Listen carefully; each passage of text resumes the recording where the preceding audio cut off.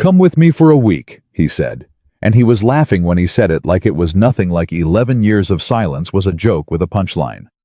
I was standing in a school parking lot holding a dented bumper and an insurance card, and the man who had signed a contract behind my back 3 weeks before our wedding was standing 6 feet away, still laughing. My daughter was running toward him. She had never met him before, but she was already smiling that wide-open, undefended smile that breaks my heart because she does not yet know that some people leave. She does not know, but I do. If you're watching from across the world, drop your city below. I want to see exactly how far this story travels. I want to tell you something I have never admitted out loud to anyone. For 11 years, I kept a box on the top shelf of my closet. Not a big box, just a shoebox, actually the kind that held a pair of heels I bought for a rehearsal dinner that never happened. Inside that box were 47 wedding invitations. They still had the tissue paper tucked between them, the kind the print shop uses to keep the ink from smearing. They were addressed, stamped, never mailed. I couldn't throw them away. Not because I was waiting for Daniel Mercer to come back. I want to make that absolutely clear. I had spent years making sure I was not waiting for Daniel Mercer. I had built a whole life out of not waiting for him. I had gotten a graduate degree, started a career, married. Someone else had a daughter, gotten divorced, and rebuilt myself from the floor up, all without waiting for Daniel Mercer. But throwing those invitations away felt like admitting that the girl who addressed them had been a fool. And I refused to be a fool, so I kept them. Hidden, buried under a pair of shoes I never wore, and a life I had to teach myself to love. That was my private piece of unfinished business. Then one Tuesday afternoon in October, the pickup line at Cedar Falls Elementary gave me his. I was running late, which I almost never do. I am a school counselor. I am the person who helps other people's children manage anxiety and disappointment, and the complicated grief of growing up too fast. I am organized. I am composed. I had exactly 12 minutes before Lily's teacher released her class, and I was using 11 of those minutes to answer a voicemail from a parent who was worried her son had stopped eating lunch. The line moved. I moved with it. The line stopped. I stopped. Then it moved again, and the car behind me didn't notice. The impact wasn't violent. It was almost polite, actually. A soft crunch. The kind of sound a bad decision makes when it finally catches up with you. I was already opening my door before I'd fully processed what had happened. I had my phone up. I was taking pictures of the bumper because I have been through enough in my life to know that you document everything. You document it immediately, and you do not apologize until you understand what you're apologizing for. What were you? I stopped. I stopped because the man climbing out of the old gray SUV was not a stranger. I was taller than I remembered, or maybe I had simply stopped picturing him as tall. His hair had more gray at the temples. He was wearing a jacket that looked like it belonged to someone who spent time outdoors, not the pressed professional wear I associated with the version of him I used to know. He looked tired in a way that wasn't about sleep, and he was staring at me like I was a ghost he had personally conjured by accident. Daniel. I said his name. I didn't mean to. It came out before I could stop it, and the sound of it in my own mouth was strange, familiar and foreign at the same time, like a word in a language you used to speak fluently and haven't used in a decade. I didn't say anything for a moment. He just stood there in the middle of the school pickup lane with cars beginning to honk behind us, and his mouth slightly open, and for one completely irrational second, I had the urge to laugh. Not because anything was funny, but because life had apparently decided that 11 years of careful distance wasn't quite enough, and the universe had a sense of humor I had never appreciated. Rachel. He said my name like it cost him something. "Move your car," I said. "We're blocking the line." That was how it started. Not with drama. Not with the confrontation I had occasionally imagined in the weak moments just before sleep. We moved our cars to the visitor lot, like two adults who had briefly inconvenienced each other in traffic, and then we stood beside the damage and exchanged insurance information like we were strangers. I was in Cedar Falls to help his brother Michael. I knew Michael vaguely. He was a paramedic, good reputation in town. His wife had died a few years back and left him with a son. Injured shoulder, needed help with the boy. "How long are you staying?" I asked. 8 weeks, Daniel said. 8 weeks. I did the math without meaning to. 8 weeks felt like a specific kind of sentence. Long enough to matter. Short enough to leave. Okay, I said. Rachel, my daughter is about to come out of those doors, I said. And so is your nephew. So whatever you're about to say, this is not the time. He closed his mouth. Good. I walked toward the school entrance and told myself that was fine. That was manageable. 8 weeks was 8 weeks. Cedar Falls was a small town, but not so small that two people who shared a history had to share a life. I was a professional. I counseled children through loss and transition every single day. I could handle 8 weeks of awkward proximity to a man I used to love. Then Lily came running out. My daughter has my eyes and her father's easy smile, and she is exactly the kind of child who makes strangers feel immediately comfortable because she looks at people like they matter, like she's genuinely glad they exist. She has always been that way. Even at 8 years old, Lily Bennett greets the world with her whole self. She stopped when she saw me talking to someone. She looked at Daniel. Daniel looked at her. And then Noah, Michael's son, her best friend since kindergarten, came out right behind her and launched himself at Daniel's legs with a force that nearly knocked a grown man over. Uncle Daniel, you came. Did you see did you see the cars? Did you crash? A little bit, Daniel said. His voice had changed when he spoke to the boy. It went softer, more real. Cool, Noah said, completely sincere. Lily was still looking at Daniel with that open, evaluating expression she gets when she's deciding something important. I watched her do it. I watched her clock the warmth in his face when he looked at Noah, and I watched something in her own face shift just slightly, just enough that a mother would notice. Mama, she said, not taking her eyes off him, who is that? That, I said carefully, is Noah's Uncle Daniel. He's visiting for a little while. Oh. She tilted her head.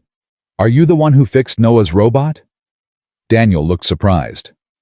He told you about that? He tells me everything, Lily said. He said you were really smart, but that you traveled a lot and weren't around very much. The silence that followed that sentence was one of the more uncomfortable ones I have experienced as an adult. Daniel looked at me. I looked at the middle distance. Lily, satisfied with the information she had gathered, grabbed my hand and started pulling me toward the car. Can Noah come over Saturday? She called over her shoulder. We'll see, I said. That means yes, she told Daniel confidently. It always means yes. I didn't correct her. I drove home telling myself the flutter in my chest was just adrenaline from the fender bender. That I would call the insurance company. That 8 weeks was a finite number with a clear end date. That I was a grown woman with a career and a daughter and a full, complete life that did not have a Daniel Mercer-shaped hole in it. I believed about 40% of that. The Saturday playdate happened because it always does when two 8-year-olds have decided something. Lily chose the game which involved building a city out of couch cushions and overturning my bookshelves for raw material. And Noah accepted every rule she invented on the spot. Daniel sat in my kitchen while I made coffee I hadn't offered, and he hadn't asked for, and we talked about Michael's recovery in the careful, surface-level way that people talk when they're actively avoiding everything underneath. He's frustrated, Daniel said. He can't drive, can't do much with his right arm. He hates needing help. Most people do, I said. You're good at it, he said. Helping people, I mean. I looked at him. Don't do that. Do what? Compliment me like you know me, I said. You knew me. That's different. He was quiet for a moment. Fair enough. How is the engineering work? I asked, because I needed to redirect this somewhere safer. Fine, I'm remote for now. The firm is flexible as long as I'm available for calls. And after 8 weeks. Back to Seattle, he said. There's a promotion I've been working toward, regional director. If it comes through? He stopped. It'll come through. I nodded. There it was, clear as ever. The man had a plan, and the plan had an endpoint, and Cedar Falls was a layover, not a destination. Good. That was useful information. That was exactly what I needed to hear. Then you should enjoy the 8 weeks, I said pleasantly. It's a nice time of year here. He looked at me for a long moment. You're angry. I'm not angry, I said. I let go of angry a long time ago. Then what are you? Careful, I said. And I meant it as the end of the conversation, so I picked up my coffee and went to check on the children. The days that followed found ways to keep us in each other's orbit that I could not entirely control. Cedar Falls is a small town. The school is the center of it. I am the school's counselor. Daniel's nephew attends the school. The children were determined. The grocery store. The school parking lot. A parent information night where I presented data on childhood anxiety and looked up midway through to find Daniel Mercer sitting in the third row because Noah had a question and Michael couldn't drive. You don't have to raise your hand, I told the room. This is informal. Daniel lowered his hand. He was the only adult who had raised one. Go ahead, I said. If a kid is anxious about something specific like presenting in front of people, is it better to push them through it or let them avoid it? Neither. I said, because that's the true answer. Avoidance makes anxiety stronger. But forcing someone through something without support just teaches them that fear is overwhelming. The goal is to go toward it together, in small pieces, so the brain learns it can survive. He wrote something down in a small notebook. I hadn't known he carried a notebook. That detail bothered me more than it should have. A week later, I heard from Lily that Lily had been terrified about presenting her class project on bridges. She had chosen it because of Noah, who talked about his uncle's job constantly, and that Daniel had sat with her the afternoon before and taught her how to break the problem into pieces small enough to hold. She presented the project. She got the highest grade in the class. She built him a paper bridge as a thank you. She showed it to me before she gave it to him, holding it carefully in both hands, and on the side she had written in her careful, loopy second-grade printing, "Strong things need more than one support." I stood in my kitchen holding my daughter's paper bridge, and I felt something crack in my chest. Just slightly. Just enough. Lily, I said carefully, when did you write that? Uncle Daniel helped me, she said. He said that was the most important thing about engineering, that nothing strong stands by itself. I handed it back to her. It's a beautiful bridge, baby. She looked at me with those eyes that see too much. Are you sad, Mama? No, I said. I'm just thinking. About what? About strong things, I said. She nodded seriously, like that made complete sense, and went to put the bridge in her backpack. I stood in my kitchen alone for a moment. I pressed my hand against the counter. I breathed. Then I picked up my phone and called the parent who was worried about her son, because that was my job, and my job was the thing I was certain about. 3 days later, I made the mistake of asking Daniel about the school. We had a flooding problem. The drainage system under the playground and the community garden had been deteriorating for years, and a late-season storm had made it worse. The district was talking about closing the whole outdoor area indefinitely because the repair estimates were coming back too high. For a school that ran a grief support garden program where kids who had lost parents or siblings could grow things and tend things and remember this was not a small problem. I brought it up because Michael had mentioned Daniel's specialty was infrastructure. I brought it up the same way I might ask anyone with relevant expertise. Professionally. Practically. Would you be willing to look at the drainage system? I asked. Informally. Just tell me if the estimates seem reasonable. He said no. Not rudely. He said it quietly, looking at his coffee, and then he said, I don't want to start something I can't finish. I looked at him for a long moment. That, I said, has always been your problem, Daniel. You think staying is the only form of commitment. Sometimes commitment means finishing what you started even when no one applauds you. Even when you have to leave before you see the result. He looked up at me. Look at the drainage system, I said. You have eyes and a degree, that's all I'm asking. He looked at the site the next afternoon. He spent 2 hours walking it, crouching down, taking photographs with his phone, making notes in that small notebook. He came back to Michael's house and sat at the kitchen table after Noah was in bed, and I was still there for a reason neither of us had formally acknowledged, and he spread out a rough sketch of a redesigned drainage channel that could be built in phases with volunteer labor and donated materials. This would work, he said. I'd need to verify a few measurements, but this would genuinely work. How long would it take?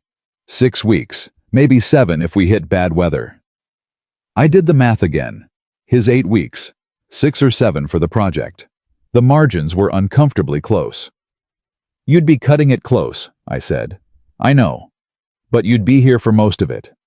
He looked at me steadily. I know that too. Okay, I said. Okay, he said. We looked at each other across Michael's kitchen table, with a sketch of a drainage system between us, and I want to tell you that what I felt in that moment was purely professional satisfaction. I want to tell you I was only thinking about the garden and the children who used it, and the families who needed it. But Lily's voice was in my head. Strong things need more than one support, and for the first time in 11 years, I was not entirely sure whether I was thinking about the playground or about myself. I went home that night, and I sat on the edge of my bed in the dark for a long time. I thought about the box on the top shelf of my closet, the 47 stamped addressed never mailed invitations. I did not take them down. But for the first time, I thought about what it might mean to finally let them go. Not because Daniel Mercer deserved my forgiveness. Not because 8 weeks changes 11 years. But because the girl who addressed those envelopes had been so certain about a future, and the woman sitting on this bed had spent a decade being certain about nothing. And maybe that much certainty in one direction was its own kind of cowardice. I didn't sleep well that night. In the morning, Lily came into the kitchen already talking about the garden project, about how Noah said his uncle was going to help fix the broken drains so they could plant sunflowers in the spring, about how she had decided she wanted to be an engineer when she grew up, unless she decided to be a counselor like me, and had I thought about whether you could do both. You can do both, I told her. Uncle Daniel says the best engineers are the ones who understand people, Lily said. He said you have to know what people need before you know what to build. I poured my coffee. When did he tell you that? When he was teaching me about the bridge, she said. She looked at me with her head tilted the way she does. Mama, do you like Uncle Daniel? He's a good engineer, I said. That's not what I asked. 8 years old. 8 years old, and she already knew when someone was avoiding the question. Finish your breakfast, I said. You'll miss the bus. She finished her breakfast. But before she picked up her backpack, she turned and looked at me one more time with those eyes. I like him, she said, simply, plainly. I just wanted you to know. She went out the door. I stood in my kitchen with my coffee going cold in my hand, and I thought, this is the moment. This is the moment where you decide which version of careful you want to be. The kind that protects you from pain, or the kind that protects you from everything, including the things that might be worth it. The project started the following Monday. The town showed up. Because Cedar Falls is the kind of place that shows up. Parents with tools. Local businesses with donations. Michael's paramedic colleagues on their days off. The hardware store, 3 blocks from the school, donated enough gravel and lumber to make Daniel's revised estimate look almost conservative, and I watched Daniel Mercer, a man I had spent 11 years filing under finished business, stand in the middle of a muddy elementary school playground, directing volunteers with a patience I had not known him to possess, talking to an 80-year-old retired contractor with the same respect he gave the structural engineer. He called in from Burlington for a second opinion, stopping every single time a child asked him a question to crouch down to their eye level and answer it like the question mattered, because to him it did. I saw that. I couldn't not see it. He's different, my colleague June said, standing beside me one afternoon. June had been at Cedar Falls Elementary for 22 years and had met Daniel exactly once briefly at a school board meeting. Is he? I said carefully. You know he is, June said. Not unkindly, just directly the way people who have worked with me for years have learned they can be. I watched him help a third grader understand why the water needed somewhere to go. The way you explain drainage to an 8-year-old, which is basically the same way you explain grief. It turns out you find it a path so it doesn't flood the places that matter. I don't know what he is yet, I said finally. June nodded. That's honest. It was. It was the most honest thing I had said out loud in weeks. What I didn't say, what I was still working out in the quiet of my own head, was this. Daniel Mercer was here for 8 weeks. He had a promotion waiting. He had a life in Seattle that had no Cedar Falls in it. He had left before, and left well efficiently, completely without looking back enough to cause him any visible trouble. And I had a daughter who was already saying his name at breakfast. That was the part that kept me awake. Not my own heart. My heart was my business, and I knew how to tend it. But Lily. Lily had no defenses. Lily loved openly and completely, and without reservation, the way children do, before the world teaches them that love sometimes leaves. And I had promised myself the night her father moved to Portland that I would never be the reason she learned that lesson too soon. So I kept my distance. Professionally. Carefully. I attended project meetings. I organized the fundraising events. I coordinated with parents. I worked alongside Daniel for 6 days a week, in a context that required us to communicate and cooperate, and occasionally stand close enough that I could see exactly how much gray was at his temples now, and how it suited him in a way that made me slightly furious. But I did not let him in, not to my home after project hours, not to my private thoughts, not to the part of me that had filed 47 invitations in a shoebox and called it moving on. And then, one evening, late after a project meeting that had run long, he walked me to my car in the school lot and said, "I owe you an apology, a real one, not the kind I've been giving you in my head for 11 years. I stopped walking. 11 years is a long time to be apologizing in your head, I said. I know. What stopped you from saying it out loud? I didn't think I deserved to make you hear it, he said. I thought the respectful thing was to stay away. I turned to look at him. The parking lot lights were on. It was fully dark. Staying away wasn't respectful, I said. Staying away was convenient. For you. He didn't argue. That was the thing I had not expected, that the man standing in front of me had stopped arguing. The Daniel I knew had an answer for everything. He was eloquent and persuasive and very good at making his position sound like the only reasonable one. This man just looked at me and said, "You're right." "I know I am," I said. "Rachel, not here," I said. "Not in a parking lot, not tonight." I opened my car door. "We're doing good work on this project. Let's not complicate it." "All right," he said. "Good night, Daniel." "Good night, Rachel." I drove home. I did not cry. I want to be clear about that. I drove home in complete composure, and I checked on Lily sleeping, and I made myself a cup of tea, and I sat at my kitchen table in the quiet. And I thought that was a man who has changed. I didn't know yet what to do with that. But I knew sitting there in my kitchen in the dark, holding my tea with both hands, that I was going to have to figure it out. Because the 8 weeks were almost half over, and the project was going to be beautiful, and my daughter was going to wake up in the morning and ask whether Noah was coming over. And somewhere on the top shelf of my closet, 47 invitations were still waiting for me to decide what they meant. I took a long breath. I left my tea half finished and went to bed. But first, and I want you to understand, this was not dramatic, this was quiet, this was almost nothing. First, I opened my closet and looked up at the shelf. I didn't touch the box. I just looked at it for a moment. And then I turned off the light. Some things take longer than one night. Some things you have to decide in pieces. That, after all, was what I told anxious children every single day.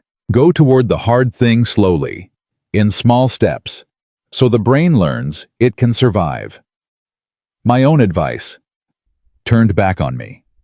I shut the closet door and went to sleep. The morning after Rachel walked away from him in that parking lot, Daniel woke up at 5:15 and lay in Michael's guest room staring at the ceiling for 40 minutes before he admitted he wasn't going to sleep again. He got up, made coffee, sat at the kitchen table with his notebook open to the drainage sketches, and did not look at the drainage sketches. He was thinking about the way she had said his name, not with anger, worse than anger, with precision, like she had measured every word before she spent it, the way you measure materials when you can't afford to waste any. Michael came downstairs at 6, which was early even for him, moving carefully with his arm in the sling, and looked at Daniel sitting in the dark with cold coffee. "You look terrible," Michael said. "Thank you," Daniel said. Michael poured himself coffee with his good arm, sat down across from him, and said nothing for a full minute, which was a skill Daniel had always envied in his brother. Michael could sit in silence without needing to fill it. That was something they'd learned from opposite directions. Michael from grief. Daniel from loneliness. He hadn't recognized as loneliness until recently. "She told you off," Michael said finally. "She was fair," Daniel said.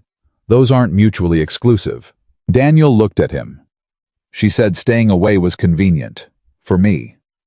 Michael picked up his coffee. "Was she wrong?"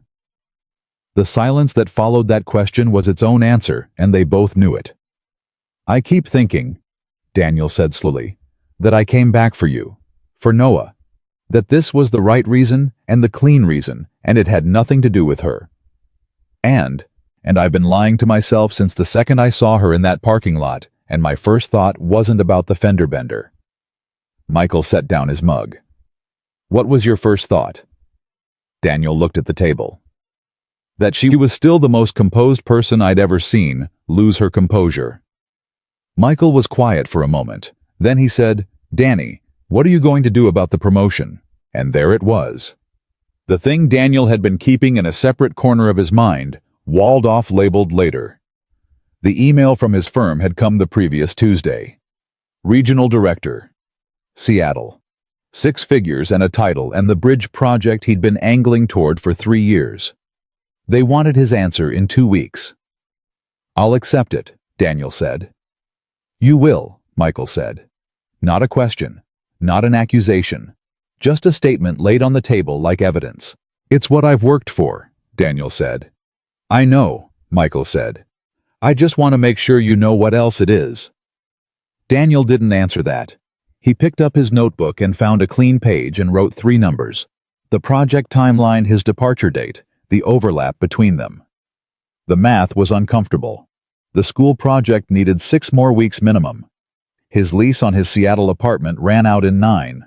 The promotion acceptance deadline was in 14 days. He closed the notebook. "I'm not going to hurt her again," he said. "I know you don't want to," Michael said quietly.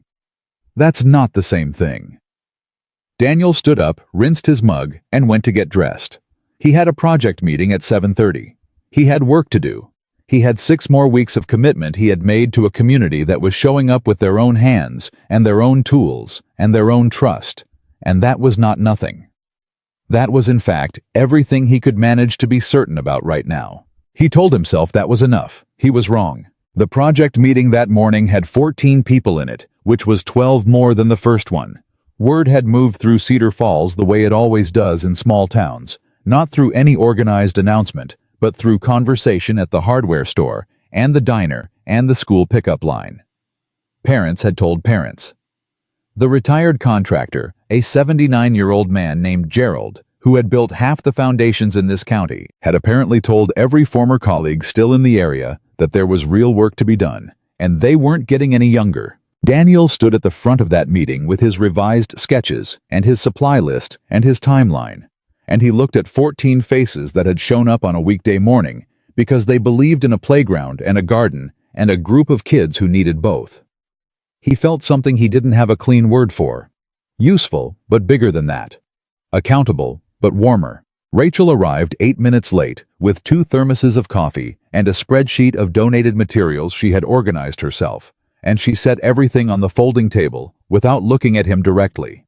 And then she sat down and asked Gerald a detailed question about foundation depth that revealed she had been doing her own research. Daniel watched her and thought, this is who she became. While I was building bridges in places I will never live, she was building this. The meeting lasted an hour and a half. When it ended, Gerald clapped Daniel on the shoulder with a hand like a weathered plank and said, "You've got a good eye, son, and you explain things to people instead of talking over them. That's rarer than the degree." "Thank you, sir," Daniel said. "Don't thank me. Just don't disappear before we're done." Gerald said it simply as a practical instruction and walked away before Daniel could respond. He stood there for a moment with the weight of that sentence on him. Then Noah appeared from nowhere, having apparently been dropped at the school by a neighbor, and grabbed Daniel's sleeve and said, "Can we go look at the machines?" "There are no machines yet," Daniel said. The tools then, Noah said. Lily says there's a real level, like a real one, not a toy. A level is not especially exciting, Bud. It is when you're 8, Noah said with complete authority, and dragged him across the playground toward the supply area. Lily was already there. She was holding the level with great care, watching the bubble in its window with the focused attention of a surgeon. If the bubble goes to the middle, she told Noah seriously, it means the ground is actually flat. Is the ground flat? Noah asked. Lily lowered the level. Almost nowhere, she reported. Daniel laughed. Actually laughed the way you do when something surprises joy out of you, and both children looked at him. She's right, he said. Almost nothing is perfectly level. That's why we build systems to account for it. Lily looked at him with that evaluating expression.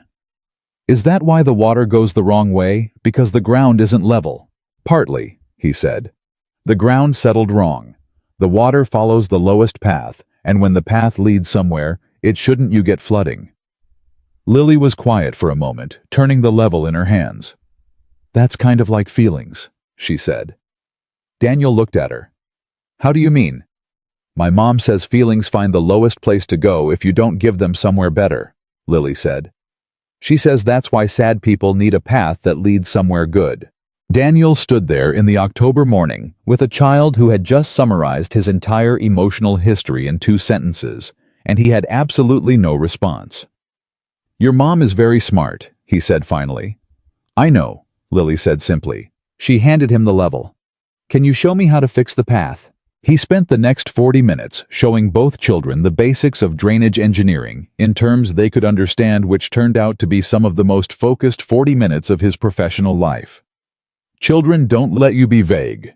They ask follow-up questions immediately, and they notice when you're hedging, and they will absolutely repeat your explanation back to you incorrectly until you find the right words. Rachel came to collect Lily at 11 and found the 3 of them crouched over a hand-drawn diagram Noah had made on the back of a supply list. She stood at the edge of their group for a moment without speaking, and Daniel saw her before Lily did, and something passed across Rachel's face that was there, and then gone, something unguarded, something she hadn't meant for him to see. He looked away. Lily, we need to go, Rachel said. Her voice was steady. We're learning drainage, Lily said without looking up. You can learn drainage another time. But Mom, Lily. One word. That particular maternal frequency that means the conversation is over.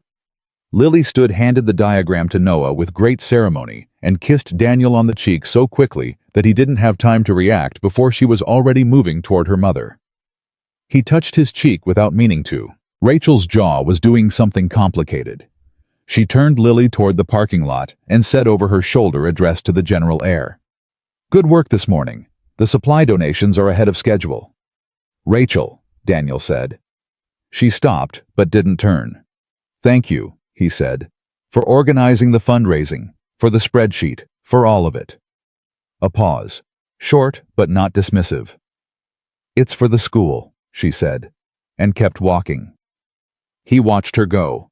Noah appeared at his elbow. Lily says her mom used to know you before? Noah said. Daniel looked down at him. She did. Were you friends? He thought about 47 invitations in a shoebox. He thought about a rehearsal dinner that never happened. He thought about a parking lot 11 years ago and an acceptance signature he hadn't discussed with anyone. We were more than friends, he said. What happened? I made a choice that hurt her, Daniel said, without talking to her first.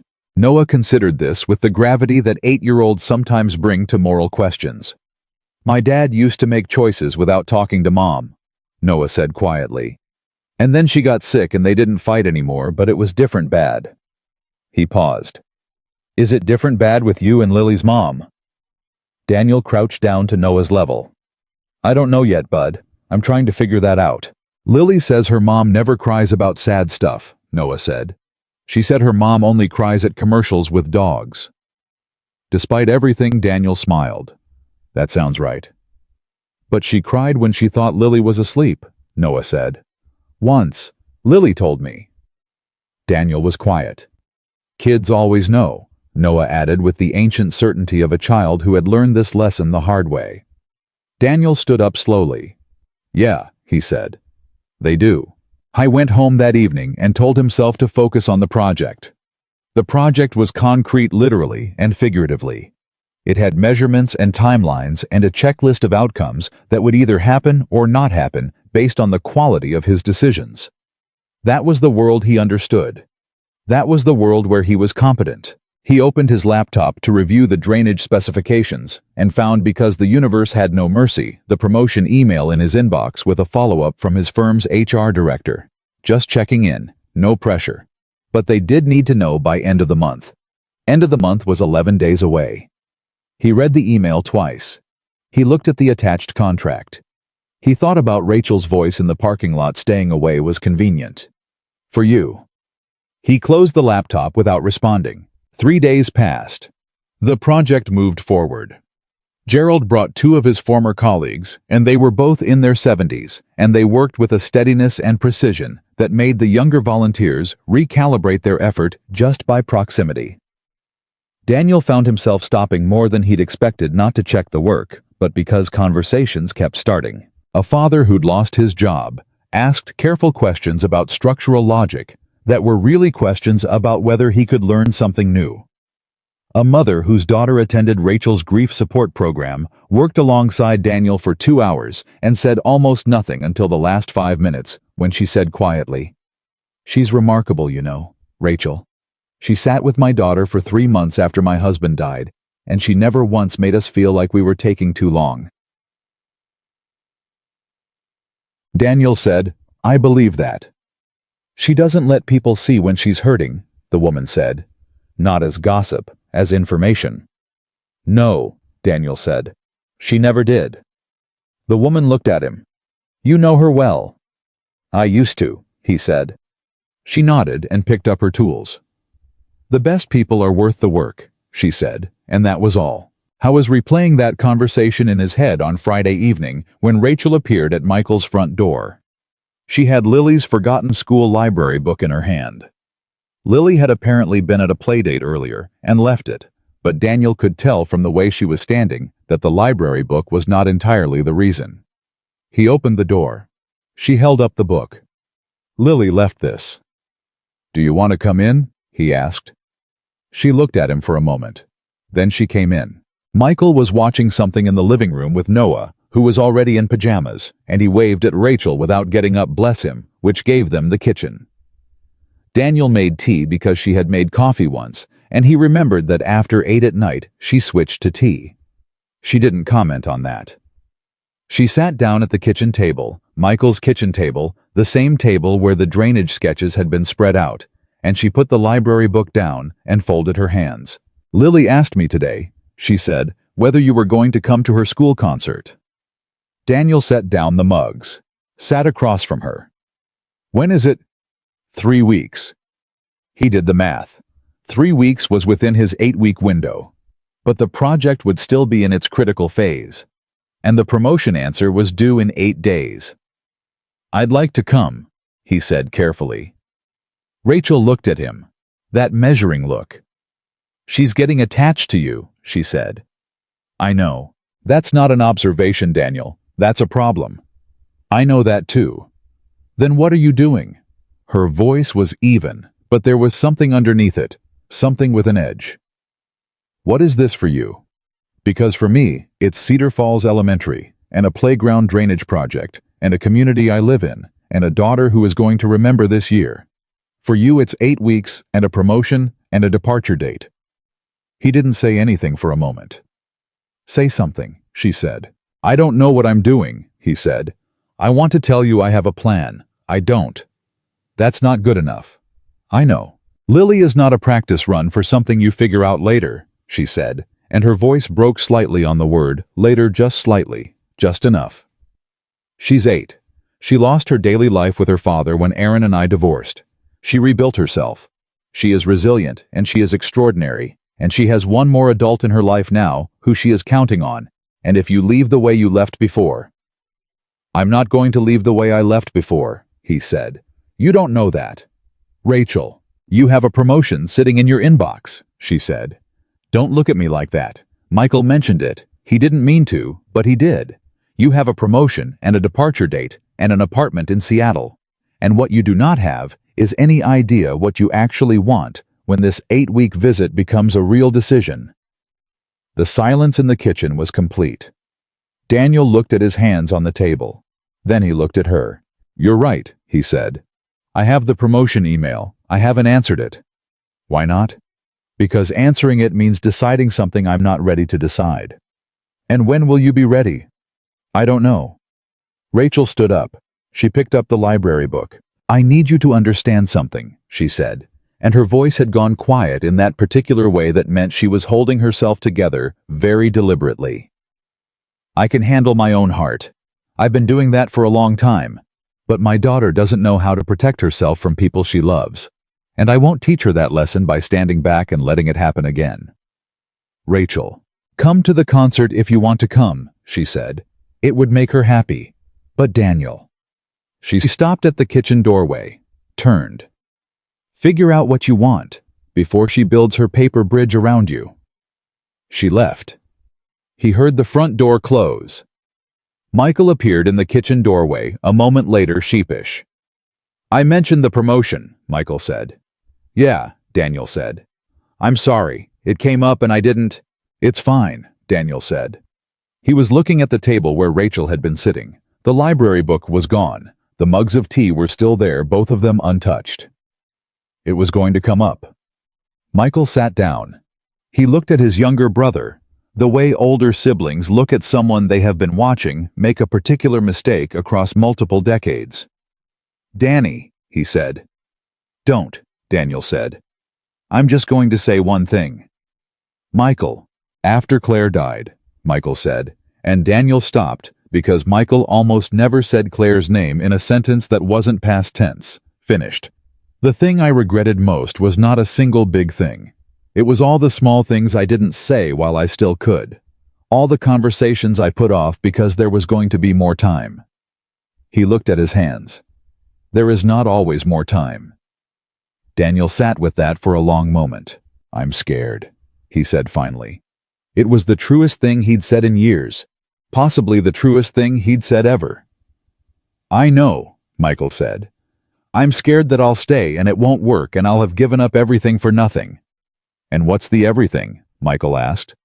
"A title, a salary, a bridge project." "It's what I built. It's 11 years of being somewhere safe," Michael said gently. "Where the only person who could hurt you was you." Daniel didn't answer. "Rachel can hurt you," Michael said. "That's why you left, and that's why you haven't answered that email." Daniel stood up. He went to the kitchen window. He stood there for a moment. Then he turned around and said, "I need to tell her the truth about why I left. Not the version I've been carrying. The actual truth. About Singapore. About why Singapore felt necessary," Daniel said. "About what I was actually afraid of." Michael looked at him steadily. "That's going to be a hard conversation." "Yeah," Daniel said. "She might not receive it well." "I know. You might say all of it, and she might still choose to protect herself and her daughter, and tell you thank you for the drainage project and goodbye." Daniel looked at his brother. "I know that too." A pause. "I'm going to do it anyway," Daniel said. He did not do it the next day. What happened the next day was something else entirely. The next day, he got a second email from Seattle. Not from HR this time, from the senior partner himself. The project they'd been designing, the promotion around the high-profile bridge renovation in downtown Seattle, had been moved up 6 months due to a newly discovered structural issue in the existing bridge. They needed the regional director in place immediately, not at the end of 8 weeks, within 3 weeks. 3 weeks. The concert was in 3 weeks. The drainage project was in its 3rd week of 7. He read the email 4 times. Then he closed his laptop, sat in Michael's kitchen at 2 in the afternoon, with the autumn light coming through the window he'd fixed in week 2, and pressed the heels of his hands against his eyes. Gerald had said, "Don't disappear before we're done." Rachel had said, "Figure out what you want before she builds her paper bridge around you." And Lily, 8 years old with a level in her hands, and her mother's eyes had told him without knowing she was telling him anything. Almost nothing is perfectly level. That's why we build systems to account for it. He sat there for a long time. Then he picked up his phone. Not to call Seattle, not to call his firm. He called Rachel. It rang 3 times. He thought she wouldn't answer. He was already composing the voicemail in his head. She answered. "Daniel," she said, not a question this time. "Careful. I need to tell you something," he said. "Not today, but soon. Would you be willing to sit down with me, just you and me, not about the project?" Silence. "What is it about?" she asked. "The truth," he said. "About 11 years ago, the actual truth. I've been giving you a version of it, and you deserve the real one." Another silence. Longer. "Okay," she said. "Sunday," he said. "Sunday," she said. She hung up first. He set his phone down on the kitchen table and looked at it. His heart was beating like he'd run somewhere. The promotion email was still open on his closed laptop, waiting for an answer. He hadn't given yet, and wouldn't give tonight, and possibly would not be able to give the way he'd planned to. Outside in the yard, a bird was doing something noisy in the maple tree that Michael kept meaning to have trimmed. Daniel listened to it for a moment. Then he opened his notebook to a clean page and wrote, "What do you want?" He looked at the question for a long time. He didn't write the answer yet. But for the first time in 11 years, he wasn't looking away from it. Sunday came the way difficult things always do, faster than you're ready for, and slower than you can stand. Daniel was at Rachel's door at 2 in the afternoon, exactly when they had agreed. He had rehearsed nothing. He had decided sometime around 3 in the morning on Saturday. That rehearsing was exactly the problem that every version of this conversation he had prepared over 11 years had been written for his own comfort, staged to minimize his exposure, structured to make him look like a man who had made a mistake, rather than a man who had been afraid. How was done with the comfortable version? Rachel opened the door and looked at him for a moment. "The way you look at weather, you've been tracking all week, assessing whether it's going to be as bad as predicted." "Lily's at a play date," she said. "You have 2 hours." "That's more than I need," he said. She let him in. They sat at her kitchen table, not his brother's, and the difference mattered in a way he couldn't entirely articulate. This was her space, built by her. The coffee mugs on the shelf were ones she had chosen. The child's drawing taped to the refrigerator was Lily's A Bridge. He noticed which felt like the universe being pointed about it. He had no authority here, no history of belonging. That was exactly right. Rachel put 2 mugs of coffee on the table and sat down across from him, with her hands wrapped around hers, and waited. "I need to start before Singapore," he said. She didn't say anything, just watched him. "My father," Daniel said, and stopped. He had not talked about his father in any serious way for so long that the word itself felt like a door he'd kept locked. "My father believed that the only men who mattered were the ones who built something, not relationships, not families, structures, careers, things that could be measured and pointed at. He was an engineer too. He was good at his work, and he was cold at everything else. And when I was 12, he sat me down and told me that love was the thing that made ambitious men ordinary." Rachel's hands tightened slightly around her mug. "I believed him," Daniel said. "Not consciously. I didn't walk around thinking that. But it was in me. When Singapore called, I was 29 years old, and I had a fiancé I loved more than anything I had ever let myself love, and that was the problem. Not Singapore. The problem was that loving you that much felt like proof that he was right. That I was going to be ordinary. That I was going to choose the kitchen table over the career and wake up at 50 resenting you for it." Rachel set her mug down very carefully. "So instead of talking to you," Daniel said, "I signed this contract. Because if I talked to you, you might have made a good argument. You might have found the middle ground, the compromise, the version where I went to Singapore and we figured it out. And some part of me knew that if you offered me a way to have both, I would take it, and then I would spend years wondering if I could have done more if you hadn't been there. So you made the decision for me," Rachel said. Her voice was quiet. "I eliminated the choice," Daniel said. I signed first so that there was nothing left to decide. And then I told you after because I thought a closed door was kinder than an open one." "It wasn't," she said. "No," he said.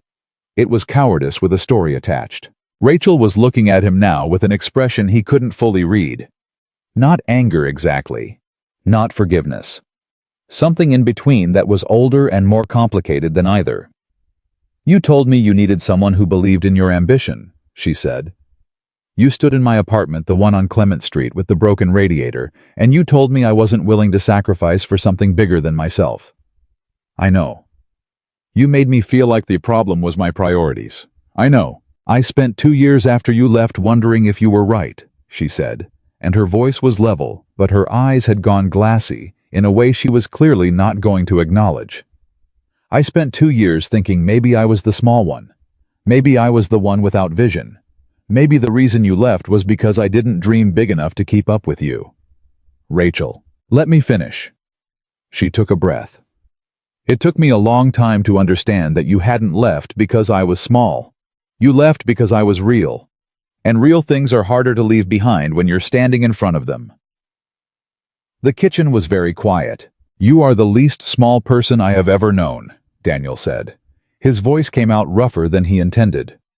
"What I did was unforgivable, and I am not here to ask you to forgive it. I am here because you deserved the truth 11 years ago, and you deserve it now, and I am done being the man who gives people the comfortable version." Rachel looked at him for a long moment. Then she said, "There's more, isn't there? You didn't just come here to tell me about your father." He met her eyes. "The promotion timeline moved up. They need me in Seattle in 3 weeks." The air in the kitchen changed. "3 weeks," she said. "Yes." "The project has 4 weeks left." "Yes." "The concert is in 3 weeks." He didn't answer that because there was no answer that didn't cost something. Rachel stood up. She went to the kitchen window. She stood there with her back to him, and he could see from the set of her shoulders that she was doing the same thing she always did. Organizing herself. Finding the structure. Building the composure back up from the inside. "Say what you're thinking," he said. "I'm thinking," she said carefully without turning, "that you are a good man who still doesn't know how to stay. I'm trying to figure out whether I can. That's the problem, Daniel." She turned around. "Lily has already figured it out for you. She decided 3 weeks ago. She doesn't get to undecide." He stood up too. "What if I turned it down?" Rachel went very still. "The promotion," he said. "What if I told them no?" "Don't," she said. "I'm serious." "So am I." Her voice had gone sharp. "Don't you dare use me and my daughter as the reason to turn down something you've worked 11 years for. Don't make us the thing you gave up. That is not a gift. That is a weight Daniel and I will not carry it for you." He stopped. She was breathing a little faster. Her eyes were bright. "If you stay," she said, "it cannot be because of me. Do you understand?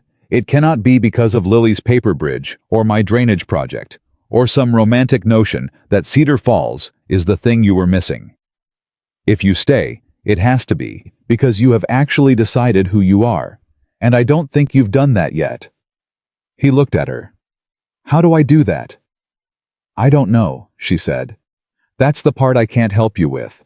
A silence opened between them that was different from the others. Not hostile, not guarded, but genuinely uncertain.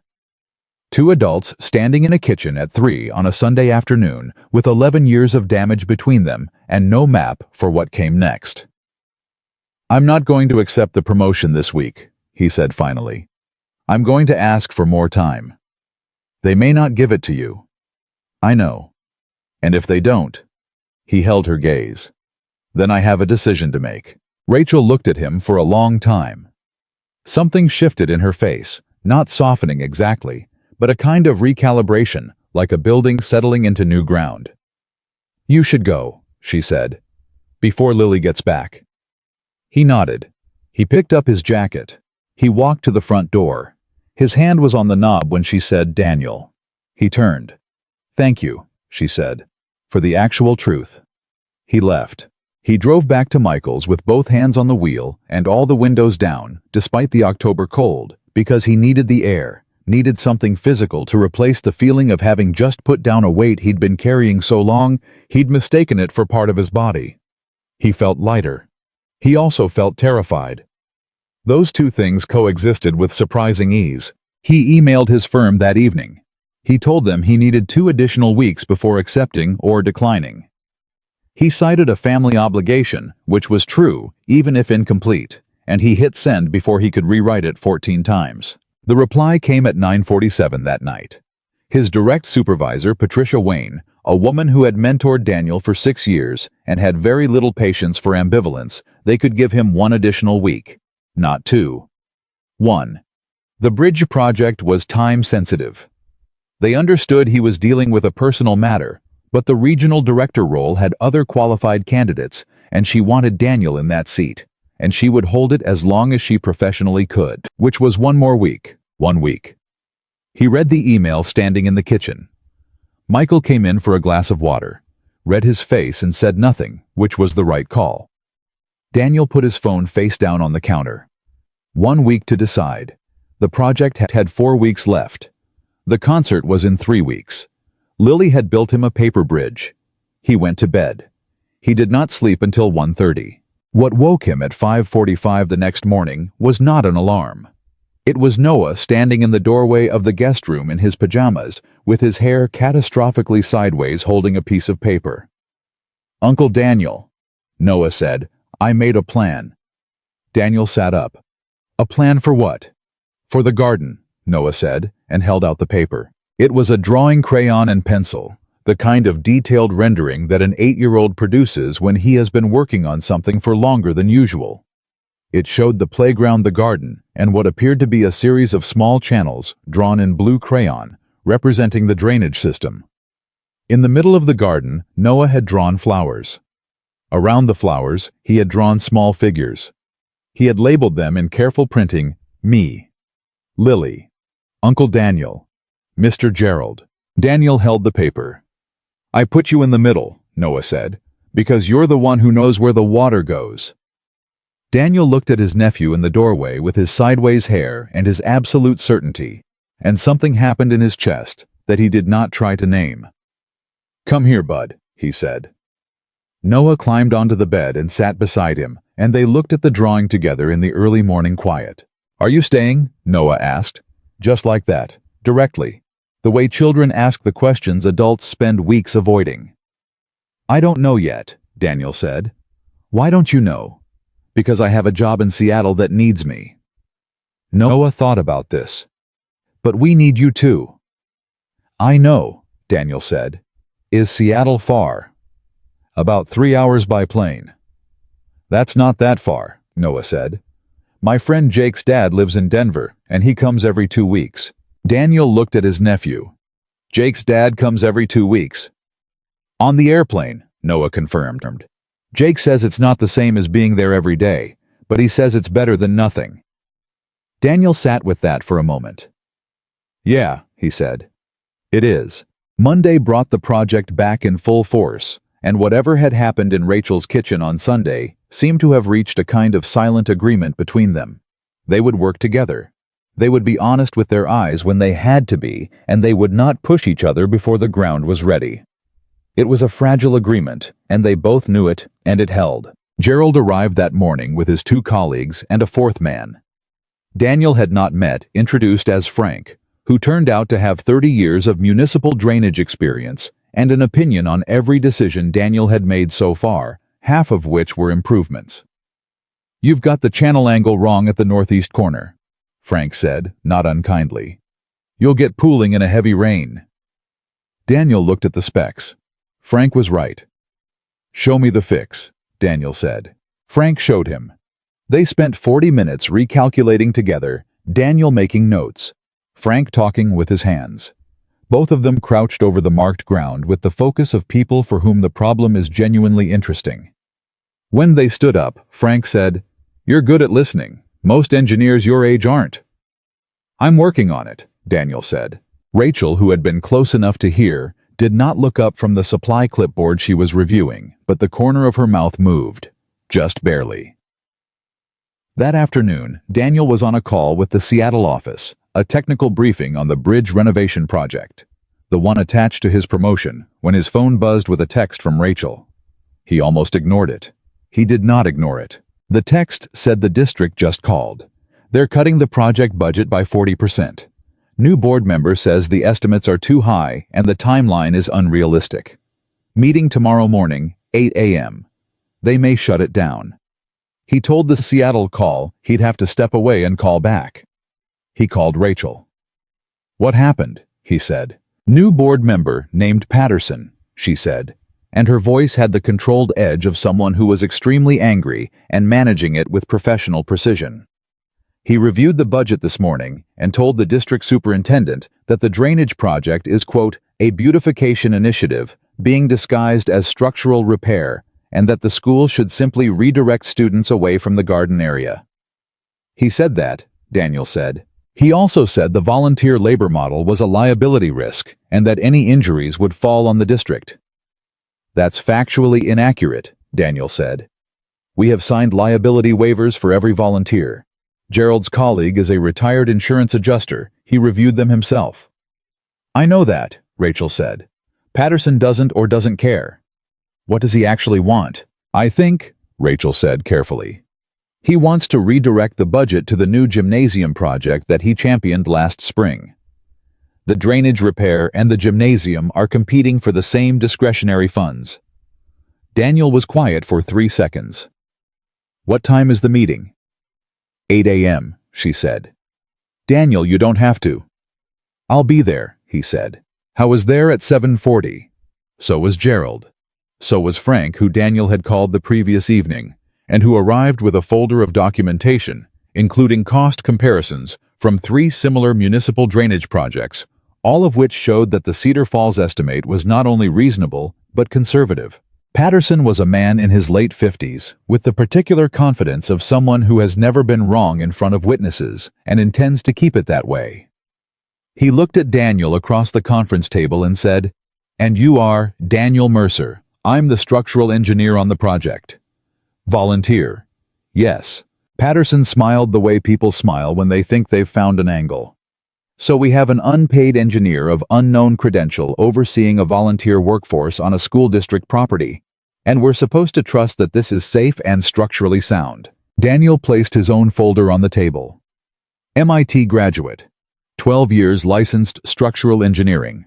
Projects in 6 countries, including 2 UNESCO-listed sites and a federal infrastructure contract in Washington state. "Would you like the credential list or should I continue?"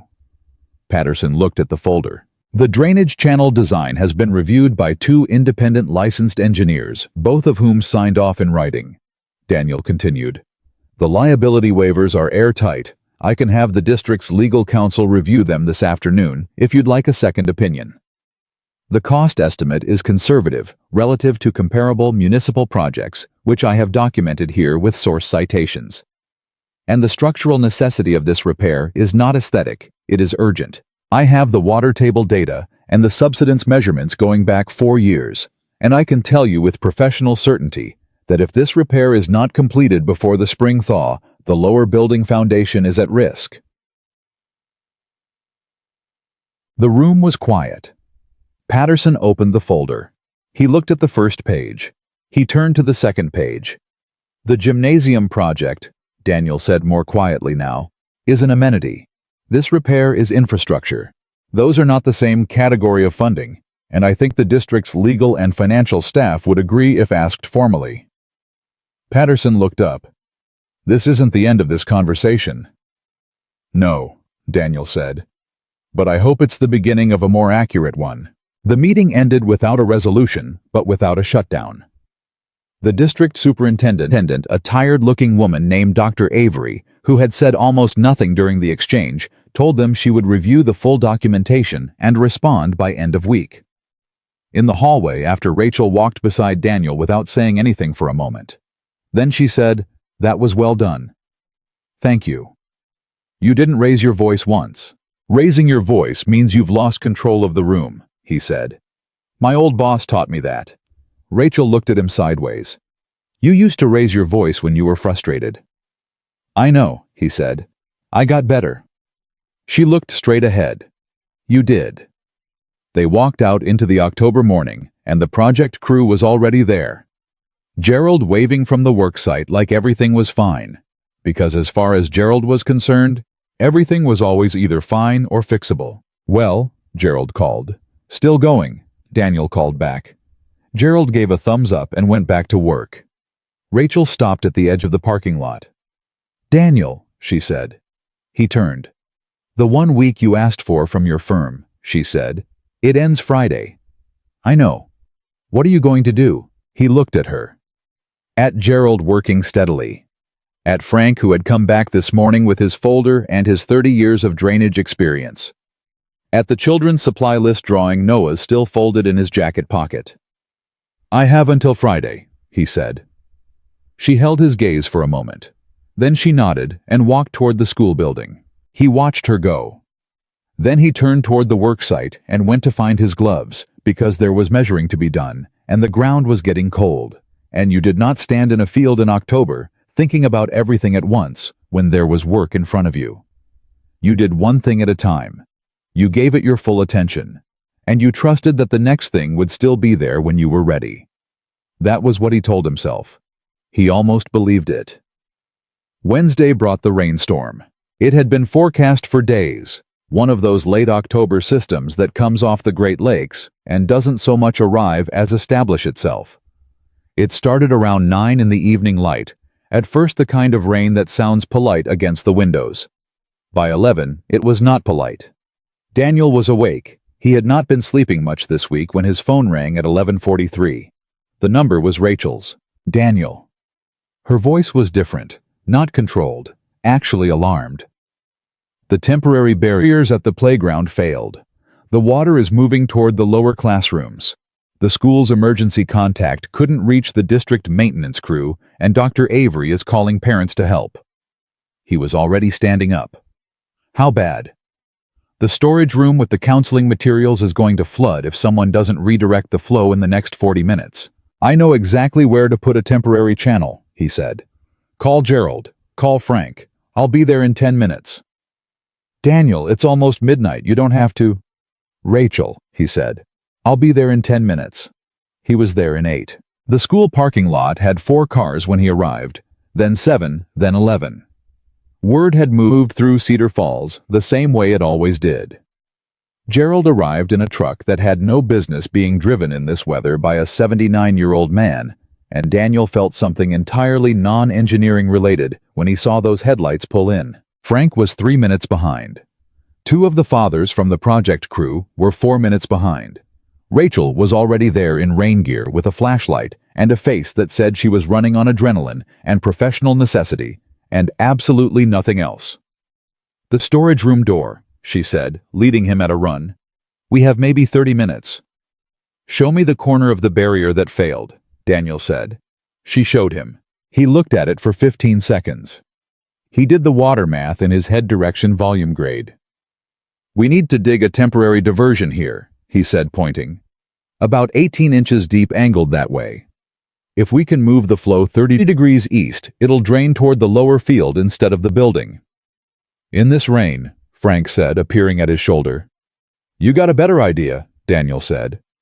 Frank looked at the ground. No, he said. Let's go. What happened in the next 40 minutes was not glamorous.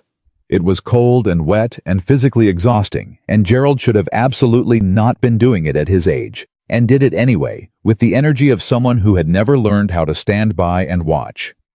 Parents dug alongside engineers. Rachel held flashlights and directed volunteers, and at one point physically held a barrier section in place with her own body weight, while 2 men drove stakes on either side of her. Daniel was in the middle of it, directing, adjusting, recalculating in real time as the water moved in ways the rain had not made predictable. At 37 minutes, the diverted channel held. The flow turned. The storage room stayed dry. The materials inside the counseling supplies, the grief program, records, the donated resources remained exactly where Rachel had organized them. The rain did not stop, but the crisis did. They stood in the parking lot afterward, soaked, breathing hard, and Gerald started laughing, the full, uncomplicated laugh of someone who is genuinely delighted by what human beings can do when they decide to. And it caught the way laughter does when people are exhausted, and the relief is real. And within 30 seconds, half the parking lot was laughing too. Rachel was not laughing. She was standing slightly apart from the group, and when Daniel came to stand beside her, she did not move away, which he took as the closest thing to an invitation she was going to offer in a flooded school parking lot at 12:30 in the morning. "The storage room is dry," he said. "I know," she said. "I checked. The channel held better than I expected given the conditions." "I know," she said again. She was looking at the school building. Then she turned and looked at him with that expression that was neither closed nor entirely open, the one he was learning to read as her version of standing at a door. "You could have stayed home," she said. "No," he said. "I really couldn't." She looked at him for a long moment in the rain. Then she said quietly, just between them, "Thank you." And he understood that she was not thanking him for the drainage channel. Gerald appeared at Daniel's elbow, dripping delighted, holding out a thermos. "Coffee. It's been in there since this morning. It's terrible. You both look like you need it." Daniel took the thermos. He handed it to Rachel first. She took it, and something in the gesture, the simplicity of it, the ordinary human warmth of a terrible thermos of old coffee passed between two people in the rain, made her close her eyes for just a second. Just a second. Then she opened them. "Friday," she said quietly, handing the thermos back. "Friday," he said. She walked back toward the group. She said something that made Frank laugh. She clapped Gerald on the arm with genuine warmth. She was already being the person she was: present, competent, caring, composed. And he watched her do it with the particular ache of someone who has understood something too late and is not yet sure if too late is final. He had until Friday. He stood in the rain with Gerald's terrible coffee and the diverted water running steadily toward the lower field, exactly where he'd calculated it would go. And he thought about paper bridges and drainage channels, and his father's voice telling a 12-year-old boy that love was the thing that made ambitious men ordinary. His father had been wrong. He had known it for years. The question that remained, the one that Friday was going to answer one way or another, was whether knowing a thing and living like you know it were the same act, or whether they were, as he was beginning to suspect, the hardest possible distance apart. Thursday arrived like a held breath. Daniel woke at 5 and did not try to go back to sleep.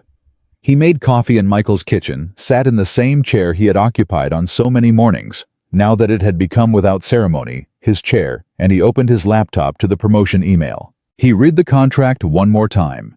Regional Director, Seattle. The Bridge Renovation Project. A title he had wanted since the year he turned 32 and watched a colleague get it instead. A salary that would clear his remaining student debt in 14 months. A team of 9 engineers who would report to him. Work that mattered genuinely. Technically mattered, a bridge used by 40,000 people a day that had been quietly failing for 6 years. He read every line. Then he opened a second document. The Cedar Falls Elementary Drainage Project Specifications. His own work. 6 weeks of measurements and calculations and revised estimates and volunteer coordination and late-night conversations with Gerald and Frank over bad coffee and good arguments. He looked at both documents side by side on the screen. Michael appeared at 6:15, moving more easily now. The shoulder was healing. The physical therapy was working. He was down to 3 days a week at the clinic and talking about returning to light paramedic duties in January. He looked at Daniel's screen, looked at Daniel's face, and poured himself coffee without a word. They sat in silence for 4 minutes. Daniel had learned to count Michael's silences. 4 minutes meant his brother was organizing what he actually wanted to say, rather than what came out first. "I talked to Rachel," Michael said. Daniel looked up. "She called yesterday afternoon," Michael said. "While you were at the project site. She wanted to know how your shoulder was." He paused. "She didn't ask about you, but she called me." Daniel set down his mug. "What did you talk about?" "Claire," Michael said. "Mostly. Rachel asked how I got through the first year after. Not in a clinical way, not counselor mode, personal. She said she was trying to understand something." "What something?" Michael looked at his coffee. She asked me whether I ever regretted the things I didn't say when I still had time, and I told her yes, every day. He paused. Then she said, "That's what I thought," and she changed the subject. Daniel sat with that. "She's trying to work something out," Michael said. "I know." "Don't make her work it out alone," Michael said. "That's all I'm saying." Daniel's phone buzzed on the table. He looked at the screen. Patricia Wayne, Seattle. 8:17 a.m. Thursday. He picked it up. "Patricia." "Daniel." Her voice was the same as always, direct, not unkind, surgical. "I'm calling a day early because we've had a development. The city engineering office wants to move the bridge project kickoff to mid-November. That's 6 weeks earlier than the original timeline." His stomach dropped. "That's not what we discussed." "I know. The structural assessment came back worse than the preliminary indicated. They can't wait." A pause. "I need your answer today, Daniel. Not Friday. Today." He stood up from the table, walked to the kitchen window. Outside, the October light was doing something complicated with the maple tree. "Patricia," he said, "I need 2 hours." "You have one," she said. "I'm sorry. I know this isn't how I wanted this to go either." "1 hour," he said. "Call me back by 9:15, she said, and hung up. He stood at the window for a moment. Then he turned around. Michael was watching him with the expression of a man who already knows the content of a conversation he wasn't part of. "They moved it up," Daniel said. "How long do you have?" 1 hour. Michael nodded slowly. He put his mug down. He said, "What do you want, Danny? Not what makes sense. Not what you've worked for. What do you actually want when you stop arguing with yourself about it?" Daniel looked at his brother, and the answer was there.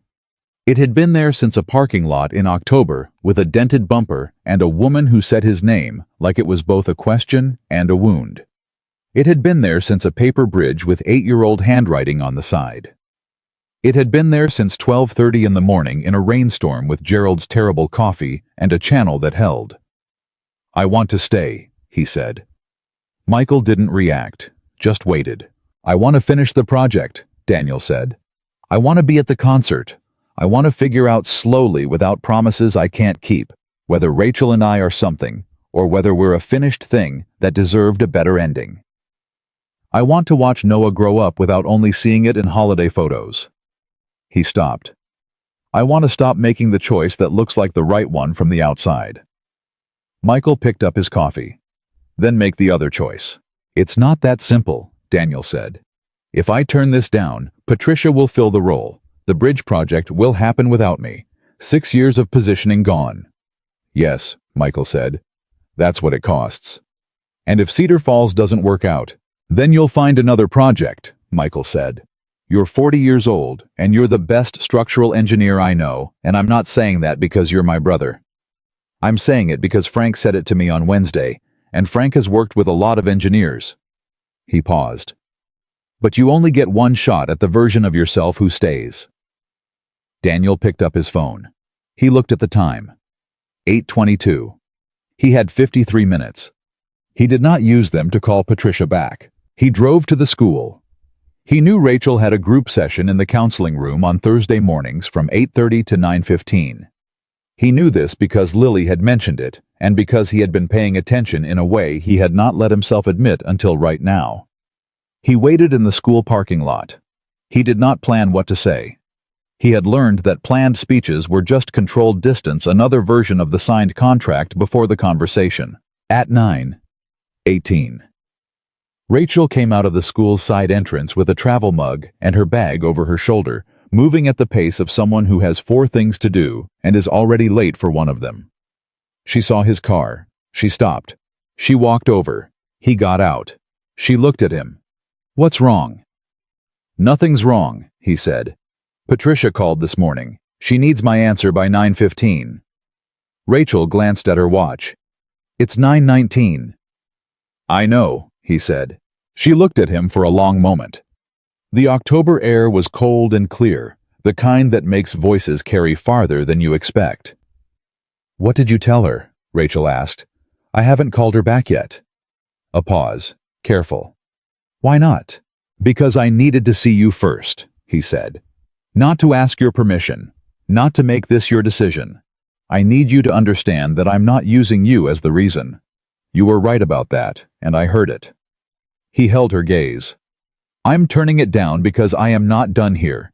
This project, this town, my brother, I made a commitment, and I'm going to honor it. That's the reason. He paused. You're not the reason. But you're what makes the reason feel like enough. Rachel was very still. Daniel. I'm not asking for anything, he said quickly. I'm not standing here proposing a future you didn't agree to. I know what you said about Lily. I know what I owe this next stretch of time. I'm not asking you to do anything except know the truth, which is that I am choosing to stay, and the staying is real, and it's mine. She looked at him for a moment that lasted longer than moments usually do. Then she said, Call Patricia. He held her eyes. Then he took out his phone. Patricia picked up on the first ring. Daniel. I'm declining the promotion, he said. I'll send the formal response in writing within the hour. I'm sorry for the short notice, and I'm grateful for the opportunity. I hope we can work together in a different capacity when the timing is right. A silence on the other end. Then Patricia said, I'm surprised. And I'm not often surprised. I know, he said. This is a significant door to close. I know that too, he said. Another pause. You're a good engineer, Daniel. Whatever you're staying for, I hope it's worth the math. So do I, he said. He hung up. Rachel was watching him with an expression that was open in a way he had not seen from her before. Not warm exactly, not ready, but open, like a door that has been unlocked without yet being pushed. Okay, she said quietly. Okay, he said. She looked at the school building for a moment, then back at him. Come to the concert, she said. Lily would want you there. I'll be there, he said. She nodded. She picked up her bag from where she'd set it on the hood of his car. She started toward the building. Then she stopped. Daniel, she said without turning. Yeah. Thank you for not making me the reason. A pause. It means more than the other version would have. She went inside. He stood in the parking lot. His phone was still in his hand. He looked at the screen. 9:26 a.m. The bridge renovation email was in his inbox. He would write the formal decline this afternoon. He would forward his project specifications to whichever director they chose. He would be professional and complete, and he would not second-guess it tonight. He got in his car. He drove to the project site. Gerald was already there. You look like a man who just made a decision, Gerald said by way of greeting. That obvious, Daniel said. 79 years old, Gerald said. I know what a decision looks like on a face. He handed Daniel a coffee, actual coffee this time from the diner down the block, still hot. Good one or bad one? Daniel took the coffee. I genuinely don't know yet. Gerald laughed. That's how you know it's the real kind, he said, and walked back to the worksite. The day moved. The project moved with it. Frank had brought updated calculations for the northeast corner channel, the one they had corrected after Patterson's board meeting. The revised angle worked better in the post-rain ground conditions, which were softer than anticipated. 3 new volunteers appeared. 2 of them referred by the retired insurance adjuster. One of them, the father of a student in Rachel's grief support program, who had heard about the midnight emergency and wanted to help. By 3 in the afternoon, the main channel was 40% complete. Daniel was checking measurements with Frank when his phone rang. He looked at the screen, Dr. Avery, the district superintendent. He stepped away from the worksite. Mr. Mercer, Dr. Avery said, I've reviewed your full documentation. And, he said, the board met this morning in an emergency session, she said. Patterson presented his case for redirecting funds. I presented yours. A pause. The vote was 6-1. In favor of the project, he said. In favor of full reinstatement of the original budget and timeline, she said. Patterson will be revising his position on discretionary fund allocation going forward. Her voice had the measured satisfaction of someone who had won an argument they'd been waiting months to make. I also want to say personally what your team did Wednesday night was exceptional. The fact that those counseling materials stayed dry is not a small thing. That storage room has records going back 11 years for families who have nowhere else to have those records kept. I thought about Rachel organizing that storage room. The grief program files. 11 years of families. Thank you, Dr. Avery, he said. Thank your team, she said. And finish the project. Yes, ma'am, he said. He hung up. He turned around. Frank was watching him from 15 feet away with his arms crossed and his eyebrows up. Full budget reinstated, Daniel said. Frank's face broke into the first genuinely unguarded smile Daniel had seen from him. Well, Frank said. All right then? Gerald somehow already knew by the time Daniel reached him. Small towns. The man had probably gotten a text from someone who had overheard someone in the district office hallway. I heard, Gerald said simply, and shook Daniel's hand with both of his, the grip of a man who means it. Daniel called Rachel. She answered on the second ring. I just got off the phone with Dr. Avery, she said, and her voice was doing something it hadn't done in any of their conversations yet. It was unguarded. Not performed composure, not professional warmth. Just actual relief, alive and unhidden. The budget is back, he said. The budget is back, she said. And then quietly, we're going to finish it. We're going to finish it, he said. A pause on the line, the kind that has something in it. Thank you, she said. For going to that board meeting, for the documentation, she stopped. For Wednesday night. You held the barrier with your own body, he said. A surprised half-laugh. I was the only one small enough to fit in that corner. You were the only one who didn't hesitate, he said. Silence on the line. Gentle. I'll see you tomorrow, she said. I'll be there, he said. He hung up and stood for a moment with the phone in his hand and the project behind him and the decision he had made 3 hours ago, settling into him the way new ground settles, not dramatically, not all at once, but steadily under its own weight, finding its level. That evening he told Michael. Michael listened to the whole thing without interrupting, which was unusual for him. When Daniel finished, Michael put down his fork, looked at his younger brother and said, You turned down the promotion. Yes, Daniel said. Today. Yes. And the first person you told after Patricia was Rachel. Daniel looked at the table. Yes. Michael picked his fork back up. Okay, he said. That's it. Okay. What do you want me to say? Michael said. You made the right call. You know you made the right call. Me confirming it doesn't add anything. He speared a piece of pasta. But I will say one thing. What? Don't waste the staying, Michael said. You made a real choice. Now show up like it's real every single day. Not the grand gesture, the ordinary days.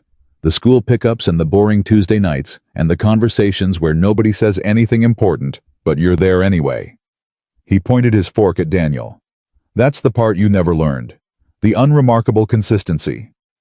Daniel looked at his brother. When did you get wise? I always was, Michael said. You were too busy being ambitious to notice.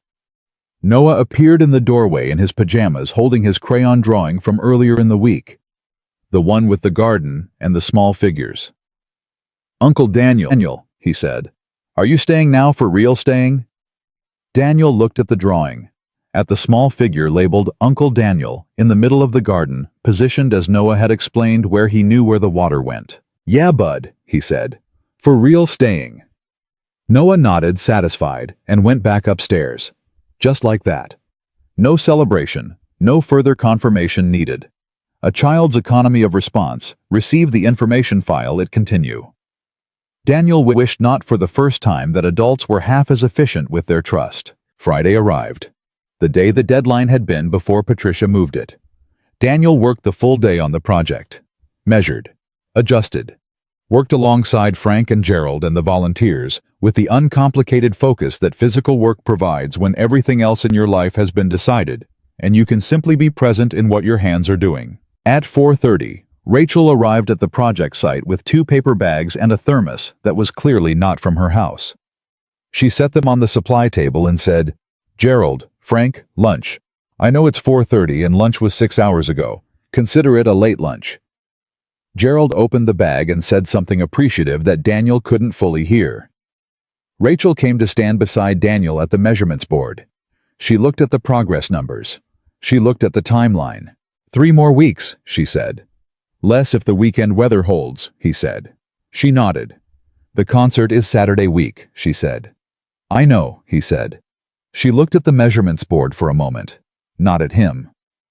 Lily asked me this morning if you were coming. What did you tell her? I told her yes, Rachel said, simply. I told her yes because you said you would be there. The weight of that, not the sentiment, but the specificity. The fact that she had told her daughter yes, based on his word, was not lost on him. I'll be there, he said. Rachel turned and looked at him then. Not guarded, not measuring, not performing composure. Just looking at him the way you look at something you're still deciding about, and the deciding itself is not a bad feeling. Daniel, she said. Yeah. Why did you call me first after Patricia? Before Michael, before anyone else? Why me? He looked at her. Because you were the first person I thought of, he said. And for the first time in 11 years, I didn't talk myself out of following that. Something moved across Rachel's face. Something she didn't bother to hide. Okay, she said very quietly. Okay, he said. She held his gaze for another moment. Okay, she said again. And there was something in the repetition of it. The second one, softer than the first, shaped differently, that was closer to a door opening than anything she had said to him yet. She went back to Gerald and Frank. She poured coffee from the thermos. She laughed at something Gerald said. She was herself entirely and completely, and Daniel watched her be that for a moment, before turning back to the measurements board. He picked up his pencil. He marked the day's progress. 3 weeks left. The concert. The finished garden. Whatever came after that, building itself, slowly, the way strong things do, one support at a time. Nothing rushing, nothing forced, the channel following the grade that was already there. The water finally going somewhere it was supposed to go. He worked until the light faded. He did not feel like a man who had given something up. He felt for the first time in a very long time like a man who had arrived somewhere. The 3 weeks did not pass slowly. That was the thing Daniel hadn't expected, that once he stopped measuring time against a departure date, it stopped feeling like a countdown and started feeling like actual living. The project moved. The channel was complete by the end of week 1 ahead of schedule because the weekend weather had held exactly as Daniel hoped, and Gerald had shown up both Saturday and Sunday with Frank and 2 of the volunteers who had apparently decided that retirement was overrated when there was real work available. The garden beds were rebuilt in week 2. New drainage infrastructure properly graded, properly sealed, checked 3 times by Frank and once by a municipal engineer Dr. Avery had quietly hired to do an independent sign-off, partly for district liability, and partly Daniel suspected because she wanted Patterson to have nothing left to stand on. Patterson said nothing further. The gymnasium project remained on the deferral list. Small victories in small towns land with surprising weight. Lily came to the project site on the second Saturday with Noah, both of them in rain boots, despite the dry weather, and spent 45 minutes helping plant the first round of bulbs in the rebuilt garden beds. She planted each one with the focused care of a surgeon, pressing the soil down with both palms afterward and then looking up at Daniel. "They'll come up in spring," she asked. "They'll come up in spring," he said. "Will you still be here in spring?" The question landed cleanly the way Lily's questions always did, no malice, no manipulation, just the direct inquiry of a child who has learned that adults sometimes leave, and she would like accurate information in advance. Daniel crouched down to her level. "I'm planning on it," he said. Lily studied his face. She had her mother's way of reading people, that same careful assessment, except where Rachel's had been shaped by years of professional composure. Lily's was still raw and instinctive. "Planning is different from yes," she said. "You're right," he said. "It is. But right now, planning is the most honest thing I can give you. And I'm going to keep showing up until the yes is the right word." She thought about that for a moment. Then she pressed another bulb into the earth and said, "Okay." But you have to come to my concert Saturday." "I'll be there," he said. "That's a yes," she said firmly. "That's a yes," he agreed. She looked satisfied. Noah, who had been listening to this entire exchange while eating a granola bar, said, "I told you he was staying," with the absolute confidence of someone whose prediction record he was clearly tracking. Rachel, standing 10 feet away, organizing the supply return, had her back to them. But her shoulders did something, a small release barely visible. The kind of thing you only catch if you've been paying attention to a person for weeks. Daniel caught it. He stood up. He went back to work. The concert was Saturday evening at 7. Cedar Falls Elementary Gymnasium, the one Patterson had wanted to fund, which felt like a small irony nobody mentioned out loud.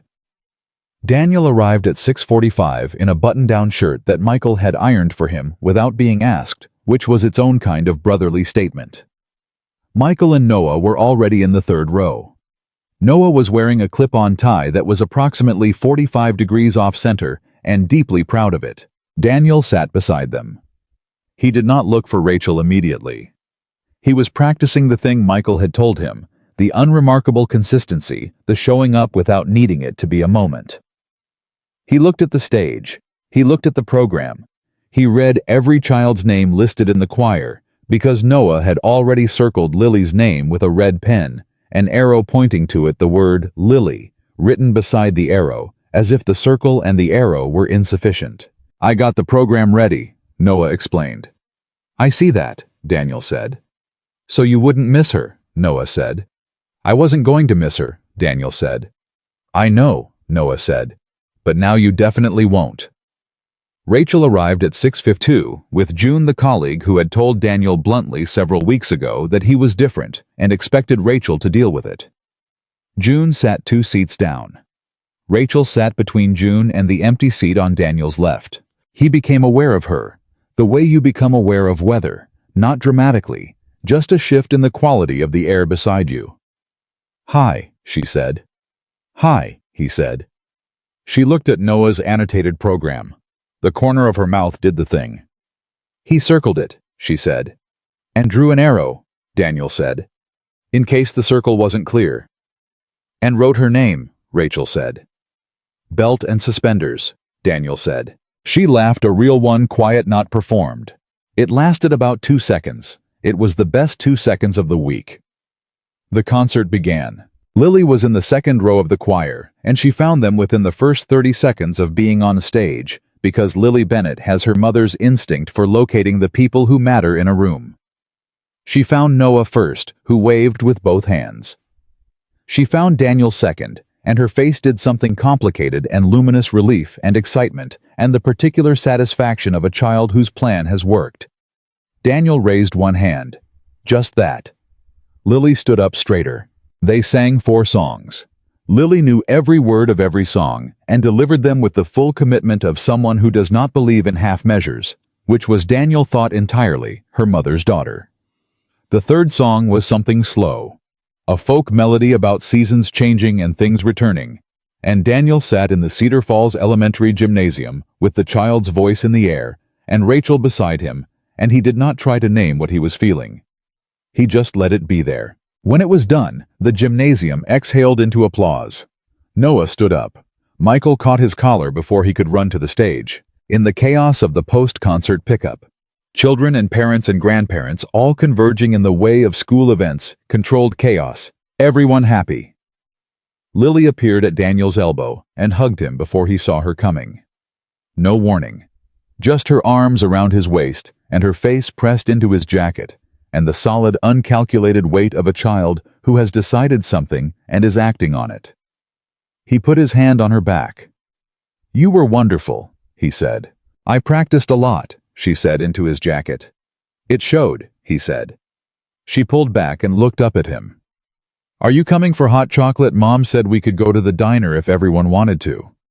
He looked up. Rachel was standing 3 feet away, watching this exchange, and her face was not guarded. It was not performing anything. It was just open and tired in the good way, and looking at him with an expression that said she was done calculating the risk of the thing she was feeling. "Is everyone invited?" Daniel asked. Rachel held his gaze for a moment. "Yes," she said. Everyone is invited." They went to the diner. All of them. Daniel, Michael, Noah, Rachel, Lily, June, who had adopted herself into the group sometime in the last hour, and Gerald, who had apparently heard about the post-concert hot chocolate from someone in the school parking lot, and simply appeared at the diner when they arrived already in a booth, looking entirely unsurprised to see them. "I was in the neighborhood," Gerald said. "You live 4 miles away," Michael said. "That's the neighborhood," Gerald said. They filled 2 booths, and the noise level was considerable, and Noah spilled his hot chocolate within the first 3 minutes, and nobody made it a thing, and Lily sat between Daniel and Rachel with the calm satisfaction of someone whose evening has gone exactly to plan. Daniel looked at Rachel over Lily's head. She looked back. Something passed between them. Not words, not yet, but the outline of words. The shape of a future conversation that neither of them was rushing toward. He would hold it. He was learning to hold things without squeezing. At 8:45. Michael took a tired Noah home. June left shortly after, hugging Rachel with the particular warmth of someone who has been watching a friend carry something alone for a long time and is glad to see it getting lighter. Gerald paid his check and stood and put on his coat and stopped at Daniel's shoulder on his way out. "You finished the project," Gerald said. "We finished the project," Daniel said. Gerald looked at him. "You know what I mean." And he left. The diner had quieted around them. Lily was on her second hot chocolate and struggling to keep her eyes open, her head gradually dropping toward Daniel's arm with the unstoppable physics of a sleepy 8-year-old. Rachel was watching her daughter. "She's going to be out in about 4 minutes, Rachel said. "She lasted longer than I expected," Daniel said. "She was running on concert adrenaline," Rachel said. "It burns fast." A pause. "Thank you for coming tonight. It meant everything to her." "It meant everything to me too," he said. Rachel looked at him. Not sideways this time. Directly, fully, the way she hadn't let herself look at him in the early weeks when looking directly felt too much like permission. "Daniel," she said. "Yeah." "I found the box," she said. He waited. "The invitations," she said. "I went up to get a sweater from the top shelf on Wednesday, and the box came down with it. I sat on the floor of my closet for about 20 minutes. She looked at her mug. 47 invitations, addressed and stamped. "Rachel, I threw them away," she said. "Not because they don't matter, because they belong to a finished thing, and I have been using them to avoid finishing it." She looked at him. "I'm not afraid of the finished thing anymore. I understand it now.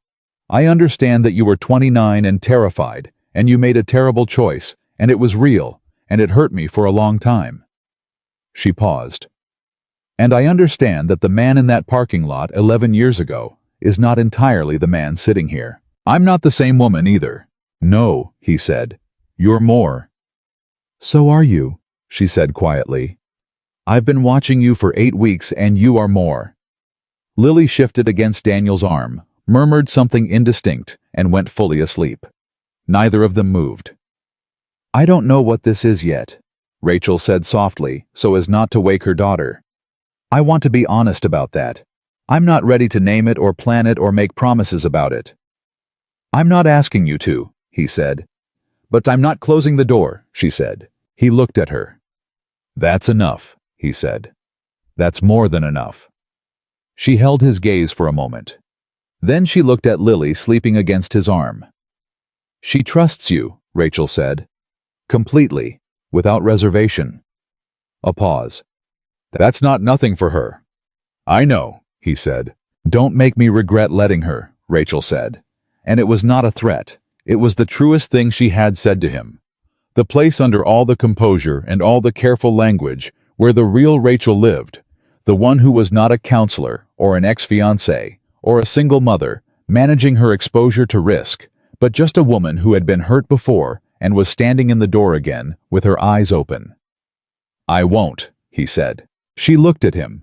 She believed him. He could see it, not completely, not without reservation, but genuinely, the way you believe something that you've tested against real evidence and found it holds. Lily stirred. "Mama," she said, not fully awake. "Right here, baby," Rachel said. Lily opened her eyes, looked at Daniel, looked at her mother, looked at the two of them together in the quiet diner. Then she closed her eyes again and said sleepily, with the certainty of a child who has processed the essential information and reached a conclusion, "Good. Just that. Good." Daniel felt the word go through him like something structural, not dramatic, not sentimental, but load-bearing. The kind of word that holds weight. They left the diner at 9. Rachel carried Lily, who was fully asleep now, with the practiced ease of a mother who has done this 10,000 times. Daniel opened the car door. Rachel settled Lily into the back seat, buckled her, and straightened up. They stood beside her car. "Come to the garden when it opens," Rachel said. "In spring, when the bulbs come up." "I'll be there," he said. She nodded. She looked at him one more time, and in the look was everything that hadn't been said yet, all the conversations ahead of them, all the ordinary Tuesdays and complicated Saturdays and moments that didn't know they were going to matter. All the unremarkable consistency Michael had told him was the real thing. "Good night, Daniel," she said. "Good night, Rachel," he said. She got in the car. He stepped back. He watched her drive away. He stood in the parking lot for a moment. The night was cold and clear, the kind of October cold that feels like it's cleaning something, and the town was quiet. The way small towns go quiet, not empty, just settled everything where it belongs. He drove back to Michael's. The house was dark except for the kitchen light which Michael always left on. Daniel sat in the driveway for a moment before going in. I thought about his father's voice, the one that had told him at 12 years old that love made ambitious men ordinary. He thought about all the years he had carried that as instruction instead of recognizing it as damage. He thought about a parking lot in October, a dented bumper, a woman who said his name like it was both a question and a wound. He thought about what it cost to stay and what it would have cost not to. I was not the man who signed that contract in Singapore. He was not the man who had turned love into a liability and ambition into armor. I was 40 years old, and he was sitting in his brother's driveway in Cedar Falls, and the thing he felt was not the absence of everything he had once planned. It was the presence of everything he had not known how to want. I went inside. He poured himself a glass of water. He stood at the kitchen window for a moment looking at nothing, just the dark yard and the maple tree that Michael kept meaning to trim. His phone buzzed. A text. From Rachel. It said Lily just asked in her sleep whether the flowers would be yellow. I said some of them. She said good. That's Daniel's favorite color.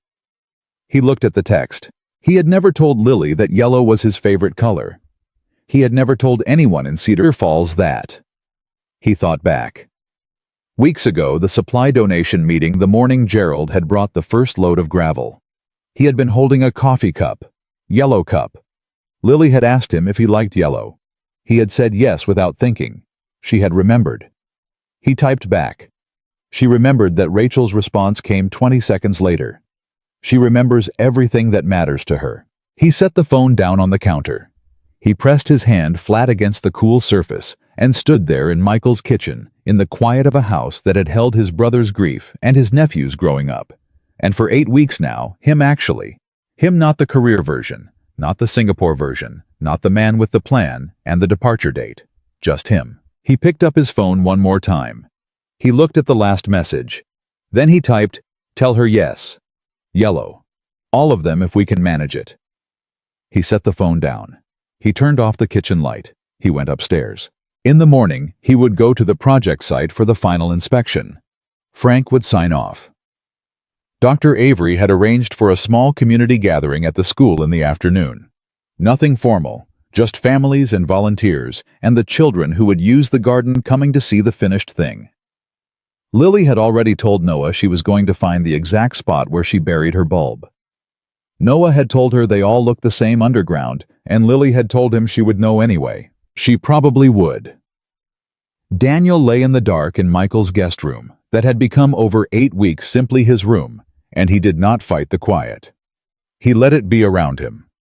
He thought about drainage channels and paper bridges and 47 invitations that had finally been let go, and a woman standing in a door that was not yet fully open but was no longer closed.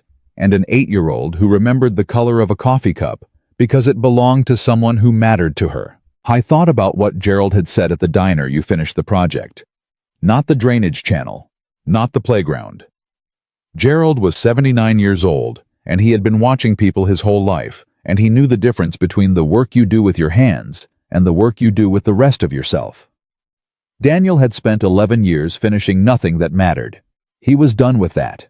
The strong things, the ones that last, the ones that actually hold weight when the water rises and the ground shifts and the night comes in cold and the barriers fail and everything depends on whether you are there or not.